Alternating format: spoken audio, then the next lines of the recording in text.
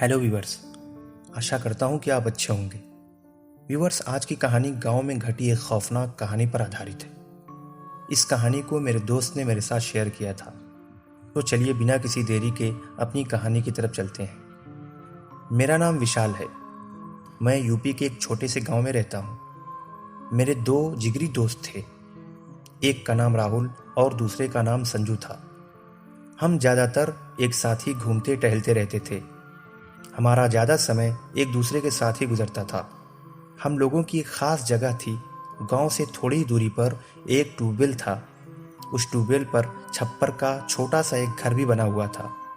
हम वहीं पर कभी कभी छोटी मोटी पार्टियां भी किया करते थे। उस ट्यूबवेल से थोड़ी सी दूरी पर एक कुआं था। वो कुआं बहुत पुराना था। राहुल का खेत भी उसी कुएं के पास ही था। एक दिन राहुल को अपने खेत की सिंचाई करनी थी, पर दिन में बिजली न होने के कारण उसने रात में खेत की सिंचाई करने का फैसला किया। क्योंकि हमारे गांव में बिजली का सिस्टम ये था कि बिजली एक हफ्ता दिन में आती थी और एक हफ्ता रात में। वो मेरे पास आया और आके कहता है कि मुझे अपने खेत की सिंचाई करनी है, और उस हफ्ते बिजली का समय रात में था। मैंने और संजू ने कहा कि ठीक है, हम रात में सिंचाई करेंगे।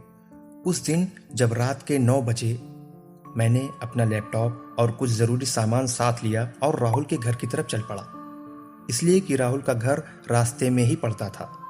मैंने उसके घर पहुंचकर उसे आवाज़ दी। थोड़ी देर में राहुल संजू के साथ बाहर निकला। संजू भी राहुल के घर पर ही था। अब हम तीनों गांव से बाहर ट्यूबवेल की तरफ निकल चुके थे।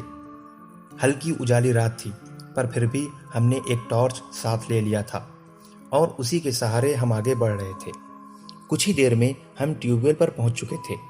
राहुल और संजू खेत की नालियों को ठीक करने चले गए और मैं अपना लैपटॉप ऑन करके उसमें बिजी हो गया।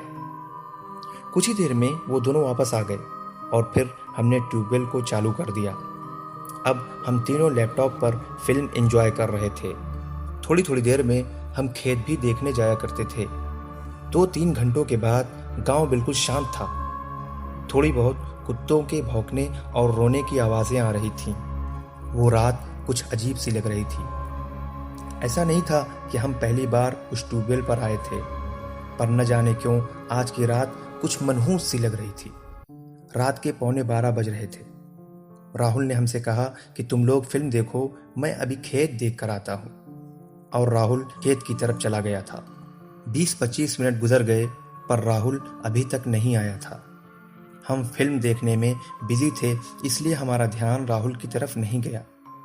फिर अचानक मुझसे संजू कहता है कि राहुल खेत में क्या कर रहा है, अभी तक वापस नहीं आया। मैंने कहा, हो सकता है कि खेत की मेड़ियाँ ठीक कर रहा हो, अभी आ जाएगा। पर 15-20 मिनट और गुजर गए, राहुल अब तक नहीं आया था। अब हमें उसकी चिंता होने लगी थी। हमने लैपटॉप बंद किया और राहुल को ढूंढने के लिए खेत की तरफ चले गए। वहां पहुंचकर हमने राहुल को कई आवाज़ें दी, पर राहुल ने पलटकर हमें जवाब नहीं दिया। हमें राहुल की अब ज़्यादा चिंता होने लगी थी। हम राहुल को चारों तरफ ढूंढ रहे थे, पर वो हमें नहीं मिल रहा था। उसे ढूंढते ढूंढते हमने सोचा कि हो सकता है वो किसी काम से अपने घर चला गया हो। हम यही सोचकर वापस पलट ही रहे थे कि अचानक संजू की नज़रें कुएं से कुछ ही दूरी पर किसी चीज़ पर पड़ी। संजू ने मुझसे कहा कि वो देखो, वो क्या चीज़ है। मुझे भी वो चीज़ कुछ अजीब सी लगी। हल्की उजाली रात में हमें साफ नहीं दिख रहा था कि वो क्या चीज़ है। हम जैसे ही उसके करीब पहुंचे, उसे देखकर हमारे होश उड़ गए। वो कोई चीज़ नहीं बल्कि वो राहुल था। वो वहाँ बेहोश पड़ा हुआ था। हम उसे बेहोश देखकर घबरा गए थे। हम राहुल को उठाकर ट्यूबवेल पर लेकर आए और उसको वहीं पर लेटा दिया। उसके चेहरे पर पानी का छिड़काव किया। कुछ ही देर बाद राहुल होश में था। वो आंखें फाड़कर हमें देख रहा था। वो जल्दी से उठा और ट्यूबवेल को बंद करके हमसे भागने के लिए बोला। हमने अपना सामान उठाया और भागने लगे। मुझे और संजू की कुछ समझ में नहीं आ रहा था कि हम भाग क्यों रहे हैं। हम भागते हुए गांव के मेन रास्ते पर पहुंच चुके थे। फिर अचानक हमारे कानों में कुछ लोगों के हंसने की आवाज़ आई। जब हमने आवाज़ की तरफ मुड़कर देखा तो हमें अपनी आंखों पर विश्वास नहीं हो रहा था। खेत के कुएं के चारों तरफ कुछ लोग नाच रहे थे। उनकी लाल आंखें दूर से चमक रही थी। उनमें से हर एक का कद 10 या 12 फीट से कम नहीं था। उनमें कुछ औरतें लग रही थीं, जिनके काले बाल उनके घुटनों को छू रहे थे। कुछ देर नाचने के बाद वो एक एक करके उसी कुएं में कूद गए। हम लोग ये देखकर बहुत डर गए थे। हमारी सांसें बहुत तेज चल रही थीं। हम वहां से भागते हुए सीधे राहुल के घर पहुंच गए थे। मैंने राहुल से पूछा कि तुम खेत में बेहोश कैसे हुए थे। राहुल ने बताया कि जब मैं खेत की मेड़ियां ठीक कर रहा था तो अचानक मुझे किसी ने मेरा नाम लेकर बुलाया। वो आवाज़ कुएं के पीछे से आई थी। मैंने सोचा कि तुम लोग कुएं के पीछे छुपकर मुझे डराना चाहते हो। मैंने एक मिट्टी का ढेला उठाकर उस कुएं की तरफ मारा और मैंने कहा कि मैं डरने वाला नहीं हूं, और मैं अपना काम करने लगा। लेकिन फिर कुछ ही क्षणों बाद किसी ने एक भयानक आवाज में मेरा नाम पुकारा।